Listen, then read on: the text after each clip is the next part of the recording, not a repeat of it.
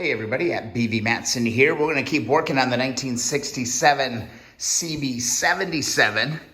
Got the motor out in the last video. Go back and watch that if you haven't already. Now it's time to focus on these wheels and fenders, all right? Easiest thing, start with the rear wheel. Don't do what I did on my first build and take the front wheel off first, because it's just going to cause you all kinds of problems. Be up on your center stand and you should have free access to that rear wheel. Let's get to it. All right, first things first, let's see if we can get these adjusters loosened. 10 mil all the way. That popped out just fine. I'm gonna pull it out quite a ways right here. We just wanna have a little bit of flexibility. And we can do the same thing on the other side. It's been pretty crazy. Everything has been coming apart really easily on this bike. Really lucky, actually. So far every nut and bolt has turned and it's all gone relatively smoothly. So, you know, we're just kind of getting to that point where it's all basic mechanic stuff now, basic motorcycle stuff, nothing too crazy to see here. But I'm gonna stick with this disassembly and take you all the way through it. All right, we've got our adjusters loosened up. Next, just grab yourself a screwdriver. Go to your rear axle, slide that bad boy in. We're gonna hold on to that. Then you're gonna need a really big wrench. I don't have a socket or a wrench big enough, so I've got my trusty adjustable wrench here. I'm gonna be able to crank on this a little bit. Basically, hold the screwdriver on one end, make sure that don't spin. We're gonna try to break this one loose. See how it goes. All right, let's go for it. I'm gonna reach around on the backside here, grab this. And let's see if we can get this thing to loosen up just a little bit. And that turned, no problem at all on that. Taking it right off with your finger tighten. Man, how nice is that? Go ahead and pull this off. I think these are castle nut, I believe. Usually there is a little pin in that. But yeah, that's what that's gonna look like. That's greasy, grimy as all get out. With that off, honestly, this whole thing's gonna drive right out. All right, once you've got that loose, you can go ahead, see if it'll move. Hit it with your rubber hammer. That moved ridiculously easy. Sometimes you might have to wallop on these a little bit. Got a punch here to help me get started through the other side. You can already see this wheel starting to come off. This actually went so damn easy that I'm wondering if I could just pull it out by hand. Sure enough. There we go, main axle is out. I'm gonna grab my castle, put that back on. There's a rear axle. Looks like it's in great shape too. Almost freshly greased. What in the hell? With that rear axle out, a couple things you wanna pay attention to. There's gonna be one big spacer on the left side. Let's go see if we've got one over on this side. Looks like there's gonna be one spacer in here as well. So let's go ahead and pull that. This one actually is kind of shaped like a top hat. So we just want to remember top hat to the outside on that one right there. Go ahead and grab my axle and put those back into position. Never a bad idea to just store parts as you took them off in the order they came and in the, really the orientation everything was. So it's going to make things easy. Try to stay as organized as possible. It's going to save you a lot of headaches in the future. We can go ahead and grab our adjuster. Should pull straight off the back. So there's that one. And we can go over, we should be able to pull this one right off as well. Let's go ahead and put this on the axle. There we go, just in case you needed a reference. That's what it's gonna look like. That went quick. That wheel should be free as soon as we break loose the rear brake stay right here. That should be easy peasy to get out. It wants to come out. It's right here. Let's go get it. Looks like a 14. And boy, my eyes are getting real good because you know what? That is a 14. And it wants to come off of there. How nice and easy is this? Looks like there's gonna be a few parts on here that we're gonna wanna pay attention to. Take this stuff off in the order that it comes off. We've got our nut. We have a hard washer. And we've got a locking washer on the inside. That's a little unique. Now that's gonna pop right off. Just like that. And the bolt is gonna pull, oops, sorry about that. Bolt's gonna pull out from the back. So I'm gonna go ahead and put all this hardware back together and store this for good keeping, safe keeping. All right, that wheel is completely free. What you wanna make sure is you don't push forward on the bike at all. So just gonna kind of pull back and up and drop that finger out of there. And there we go. He's out. Let's take a closer look at this bad boy. Vintage 67 CB77 rear wheel. Careful, this brake plate's gonna come out real easy. Could fall on the floor. Just be careful. And here we go, here's that rear wheel.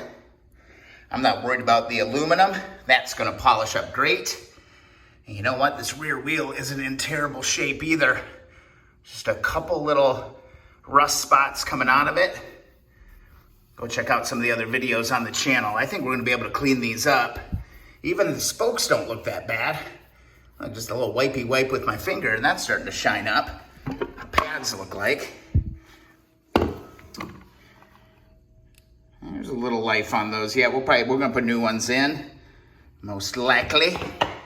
There's that bearing. Flip it over to the other side. I do think this bike's gonna need a new sprocket. That does look a little worn down in there. But we'll tap into all this. This all looks pretty familiar, a little bit different setup. None of the lockers that we see on the 350s. What number is that?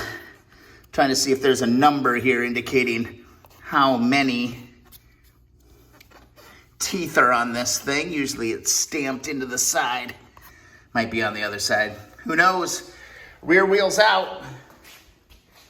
We're getting down there now. All right, next order of business is getting down inside here. This is gonna be tough to give you a picture of. I'm probably just gonna take it off because there's no way to shoot that. But there is a little retaining pin, locking cotter pin in there with another castle nut, and that holds on this whole brake stay that we just took off of that hub. So let's get this off of here. Probably not gonna show this though. It's pretty straightforward. Looks like a 14 mil. I'm gonna guess that's another 14 there. Pull that off, get all the pieces put together, and keep charging forward. You know, easier said than done. It's always like the most simple stuff becomes the biggest headaches. Getting this bolt out has been a nightmare. One, getting that little pin out, that little cotter pin out, that was a chore and a half. And now we've got a 14 on this side and a 17 on the other side. So just save yourself some headaches. This is long-winded stuff. Can't really get anything in here to like expedite the process. I just gotta sit here and just do this slowly. And it's grimy and it's dirty. And yeah, it's just taking its sweet time. Always be prepared for those really simple delays. I think I finally got it though. Come on out of there. Come on. There we go, we got it. There's that, that can go together. And this should pull right out. Watch for any kind of spacers or anything. No spacers on this at all. So we're good to go. Next up, let's get these shocks out of here and then we can start working our way to the swing arm. This is 17 up on the top. I'm gonna go ahead and just do both sides as I'm kind of working through this. Again, everything is coming apart so easy on this thing. It's just shocking. This actually has just one of these roundies right here. There's a term for it, I don't remember. And a flat washer, that is it. And then down below, give you a little better angle here. This is also a 17. And see if I need anything on the other side. Nope. And when you know it's a 17 on this other side, it must be threaded in some way. And that bugger is coming out. So these are threaded down here. Or it just might be, oh, it's threaded on the shock. Duh, Brian, duh. So we're just gonna pull this till we get out on this side. And that's gonna be the shocks coming out of here real quick. And with those two bolts out, pretty easy. Kick the shock back and pull the shock straight over. Again, just be really careful not to push the bike forward. There's our shocks. I think what I'm actually going to do is get this rear fender out. I was looking under here And it's a little bit different fender mount. There's actually 2 bolts, one on each side here, that you're gonna pull out. And that's gonna release this fender. Looks like they're threaded right into these shock ports right here, this bar here and that bar there. So I'm gonna go ahead and pull that. Feels like it could be another 14. Let's see. Called it. Another 14. What am I doing with this stupid wrench? Where is my ratchet? Ah, hello, Mr. Ratchet. Work smarter, not harder. Take these bad boys out. Get this fender to drop. I don't think it's gonna come falling out of here. We'll see though. That's a shorty little bugger. Look at that. Look at how short that is. Yeah, it's a little shorty one. It's got one little locking washer on it. So that's free on that side. Just trying to see. Ooh, there it went. Cool. Fender is out. And I don't see any wiring connected to any of that. So this fender is gonna pull straight back, I believe. Nope, we got 2 more mounting points up on the front end of it. Again, another little variant. 2 of them right here. See those? 10 mil, where are you at, 10 mil? Let's get those out. Look like 10 mil, and they are. There she be, there's the other one. That fender's gonna come right out. Beauty.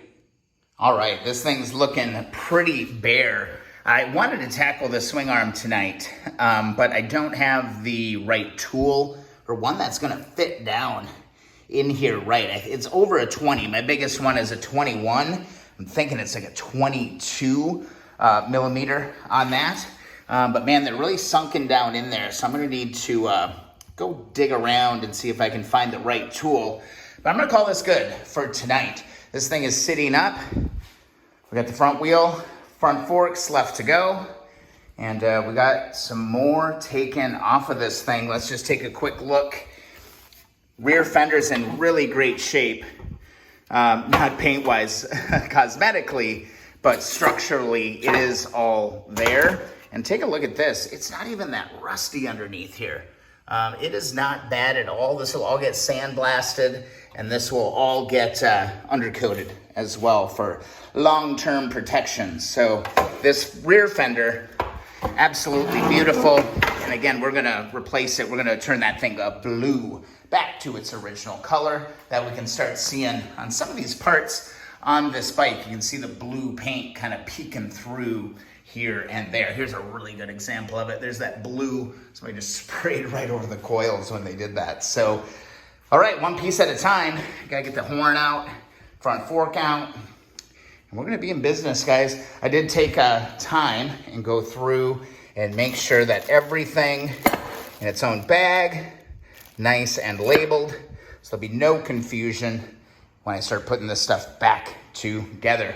I hope you're enjoying this series as much as I am. I'm having a blast working on this 1967 CB77. If you are, be sure to subscribe to the channel. And if you'd love to hang out with a bunch of people who enjoy this stuff too, go to Facebook and hit up that Keep On Wrenching community group. And don't forget to hit up keeponwrenching.com and request that free sticker today. Get those in the mail just as soon as I can. All right, we're making progress. We'll see you in the next video or live stream.